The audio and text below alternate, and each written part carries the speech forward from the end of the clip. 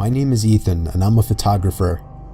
I took a trip last year with my wife to the Colorado mountains for an art project. My wife is also an avid skier, so she talked me into adding skiing into the trip. We had the option to book a room at a ski resort or rent out a private log cabin. The second one seemed more romantic, so I picked that one. Plus, it didn't hurt that it was cheaper. The cabin was nothing luxurious or anything. It was a single floor, 4-room little thing. A 2-person bedroom, a small living room, a kitchen, and a bathroom.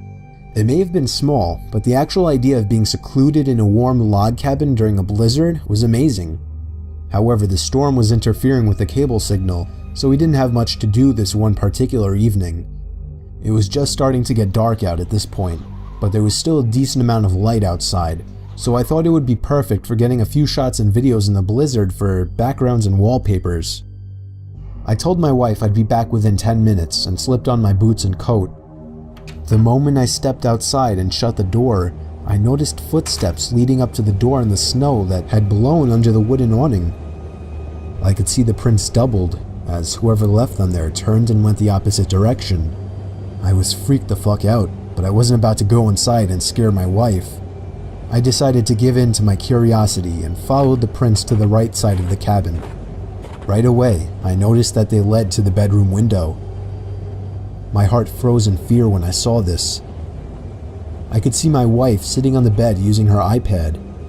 She noticed me and I waved. She laughed. I continued to follow the footprints around the cabin to the other side.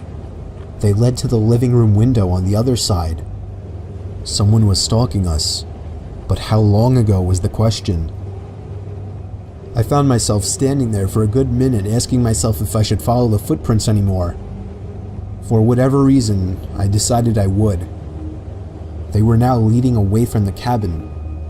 I knew I was following the prints to where this person was going, not coming from, simply by the boot marks.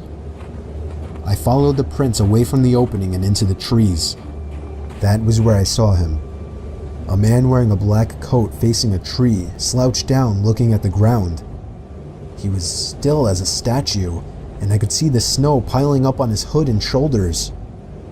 I froze in my tracks, trying not to make a sound. I would have thought to ask him if he needed help otherwise, but this guy was just standing there not doing anything, like some kind of deranged freak. I started to gradually move backwards without even turning around, making sure this man didn't turn around or notice me. When I got at a visual distance, I turned around and stomped through the snow back to the cabin. When I slammed the door shut, my wife came over to see what was wrong. I saw worry in her eyes. I guess she saw the worry in mine. She knew I saw something, and after a few minutes of harassment, I finally told her what I saw. She immediately started packing her things, telling me we're leaving right away. I told her no, we're not going anywhere. I would not get a refund for leaving early, and I wasn't about to up and leave just because some weird guy was walking around outside. She made a point of locking both locks on the door and making sure all of the windows were sealed shut. For the rest of the night, we read stuff on our iPads. I reviewed the pictures and videos I had taken so far. We turned out the lights early as there wasn't much else to do. What if he's still out there? I remember my wife asking me. There's no way he's still out there, I then assured her.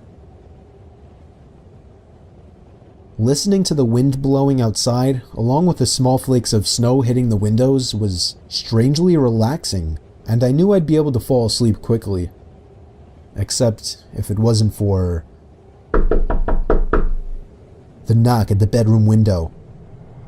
We were both still awake, and we both knew it was a knock from a person. I ushered my wife out of bed and out into the living room without turning on any lights.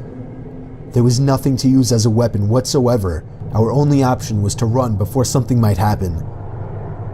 I told my wife we'd have to forget our luggage and make a dash for the Jeep. We slipped on our boots and coats in the dark in a matter of seconds, and when we heard a knock at the living room window from the opposite side of our car, we took that opportunity to run. I pressed the unlock button, so grateful I chose to have remote locks on my Wrangler, and we hopped in. The car started with ease, and as soon as the headlights flashed on, the man was standing facing the log cabin on our side now. Not a window, just facing the wall of the cabin in the same position I had seen him in earlier, as if he were hiding his face. We drove to the nearby ski resort without much trouble in the Jeep. We stayed there for the night and went back the next day to the log cabin to collect our things we left behind. He wasn't there.